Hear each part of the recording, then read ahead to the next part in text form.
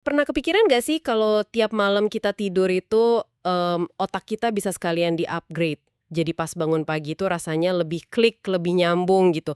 Nah, hari ini kita mau coba dalemin nih bab 6 dari materi Anda yang bahas soal gimana tidur itu ternyata, wah bisa jadi alat belajar yang ampuh banget. Kita coba bongkar ya gimana sih cara otak kita kerja pas kita lagi, tidur buat nguatin apa yang udah kita pelajari siangnya.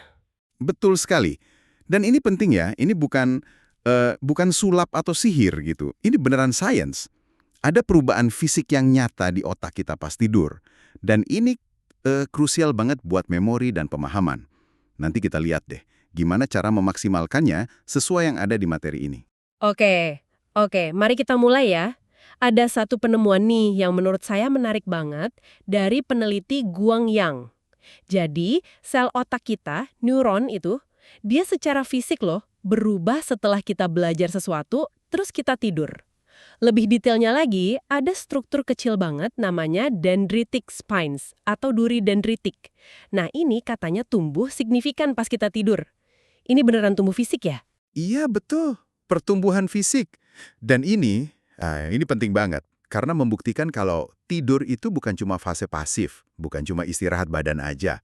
Otak kita justru aktif banget, kayak lagi muter ulang materi yang baru dipelajari. Coba bayangin deh, ada jalur-jalur baru di otak terbentuk pas kita belajar. Nah, sepanjang malam, aktivitas saraf itu kayak mondar-mandir di jalur itu, nguatin jalurnya. Proses ini yang namanya konsolidasi memori.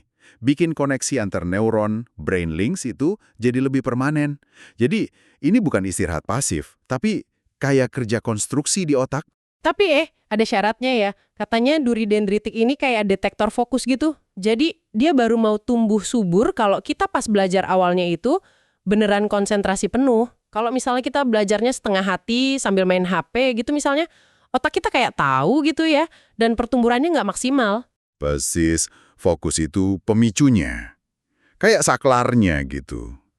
Tanpa fokus yang kuat di awal, fondasi buat pertumbuhan duri itu ya lemah. Dan lagi nih, kalaupun sempat terbentuk sedikit, tanpa diulang, tanpa latihan, koneksi baru itu bisa layu terus hilang. Prinsip dasar di otak kita kan memang gunakan atau hilangkan. Gitu, koneksi yang nggak kepake ia bakal dipangkas sama otak. Nah, ini jadi masuk akal ya kenapa strategi kayak space retrieval practice, latihan mengingat kembali secara berkala, itu ditekankan banget di materi ini. Maksudnya itu belajar sedikit-sedikit tapi rutin, terus ada jeda tidur di antaranya gitu kan? Benar. Space retrieval itu arti cepet coba panggil lagi informasinya dalam interval waktu yang, makin lama makin panjang. Misalnya nih, belajar hari ini. Besok coba ingat lagi. Terus mungkin 3 hari lagi coba ingat. Minggu depan coba lagi. Tiap kali berhasil ingat, jedanya bisa diperpanjang. Ini jauh lebih efektif daripada SKS, sistem kebut semalam atau cramming. Ibaratnya kayak bangun tembok bata. Satu bata dulu, tunggu kering semennya, itu tidurnya, baru tumpuk lagi. Bukan langsung semua bata ditumpuk black gitu aja. Wah, jadi kalau cramming itu bisa dibilang agak sia-sia ya buat jangka panjang. Padahal kayaknya banyak banget yang masih gitu. Kalau kita bicara soal pembentukan memori jangka panjang ya, bisa dibilang begitu. Cramming itu nggak ngasih waktu buat otak, terutama waktu tidur ya, untuk mengkonsolidasi koneksi sinaps baru itu. Ingatan yang terbentuk jadinya rapuh banget. Di materi Anda malah ada analogi menarik. Ada mekanisme kayak penyedot debu sinaptik gitu di otak. Nah itu tugasnya membersihkan koneksi-koneksi yang lemah hasil cramming tadi. Jadi ya usaha begadang semalaman itu bisa jadi banyak yang hilang lagi besoknya. Oke, oke. Nah, disinilah peran aktif recall atau mengingat aktif. Jadi penting ya, seperti yang juga ditekankan di bab 6 ini, maksudnya bukan cuma baca urang materi kan, tapi benar-benar maksa otak kita buat narik informasinya dari dalam. Gimana tuh contoh praktisnya? Tepat sekali. Active recall itu proses aktif mengambil informasi. Contoh simpelnya, habis baca satu paragraf, tutup bukunya.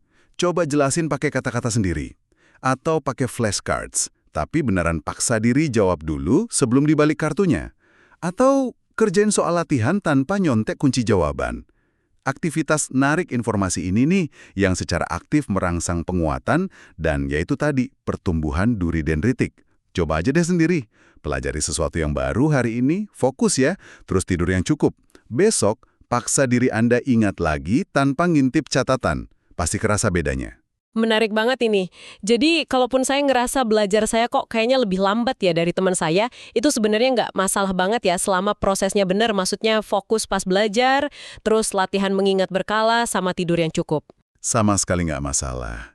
Kecepatan belajar tiap orang kan beda-beda. Itu wajar banget. Yang paling penting itu kualitas prosesnya. Fokusnya dapat pas belajar, terus menerapkan active recall dan space retrieval itu, dan yang nggak kalah penting, kasih otak waktu tidur buat kerja. Otak kita itu kapasitasnya luar biasa loh. Bahkan kalau belajar banyak topik sekaligus, asal tiap topik dipelajari dengan fokus penuh pada waktunya, terus diperkuat dengan tidur, itu bisa banget. Oke, jadi kalau dirangkum nih, poin utama dari bab 6 ini, tidur itu bukan cuma istirahat pasif, tapi fase kerja aktif otak buat nguatin apa yang kita pelajari. Kuncinya berarti ada di kombinasi ya, fokus total pas belajar, latihan mengingat kembali secara aktif dan berkala, plus tidur yang berkualitas. Lupakan deh SKS, pilih strategi belajar terdistribusi yang justru melibatkan tidur sebagai bagian penting. Nah, sekarang setelah kita sama-sama paham nih peran vital tidur buat belajar dari materi Anda ini, ada pertanyaan buat Anda renungkan. Bagaimana pengetahuan baru ini bakal mengubah cara Anda belajar? Mungkin mulai malam ini. Apakah Anda jadi lebih menghargai tidur? Bukan lagi sebagai musuh produktivitas, tapi justru, wah ini partner penting dalam belajar. Perubahan kecil apa nih yang kira-kira bakal Anda terapkan? Coba dipikirkan ya.